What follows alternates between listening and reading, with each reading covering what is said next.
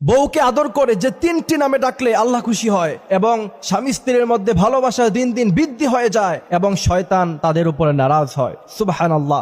বউকে আদর করে এই তিনটি নামে সবসময় ডাকবেন। আল্লাহ রাসূল সাল্লাল্লাহু আলাইহি ওয়াসাল্লাম আম্মা জানা আয়েশা রাদিয়াল্লাহু তাআলা আনহাকে এই তিনটি নামে তিনি কিন্তু ডাকতেন। আমার ভাইরা, আজকে বিয়ে হওয়ার পরে মডার্ন যুগ, স্ত্রীকে জান বলে ডাকে, তারপর আর কি যেন বেবি বলে ডাকে, অথচ আল্লাহ রাসূল সাল্লাল্লাহু আলাইহি ওয়াসাল্লাম একজন স্বামী হিসাবে ছিলেন সবচাইতে ভালো স্বামী। আম্মা জান আয়েশা রাদিয়াল্লাহু তাআলা আনহা বলতেন, আল্লাহ রাসূল সাল্লাল্লাহু আলাইহি ওয়াসাল্লাম আমাদেরকে যে ভালোবাসা, যে মহব্বত দিয়েছেন, পৃথিবীর কোন স্বামী তার স্ত্রীকে এত বেশি ভালোবাসতে পারে বলে আমার কাছে মনে হয় না। আম্মা জান আয়েশা রাদিয়াল্লাহু তাআলা আনহা বলছেন, আল্লাহ রাসূল সাল্লাল্লাহু আলাইহি ওয়াসাল্লাম আমাকে প্রথমে ডাকতেন হুমায়রা বলে। হুমায়রা শব্দের অর্থ হচ্ছে লাল ধরনের একটা দামি পাখি। দ্বিতীয় নম্বরে আপনি চাইলে আপনার স্ত্রীকে তার বাবার নাম ধরে ইবনাতুন শব্দ লাগিয়ে আপনি আপনার স্ত্রীকে ডাকতে পারেন। তৃতীয় নম্বরে আল্লাহ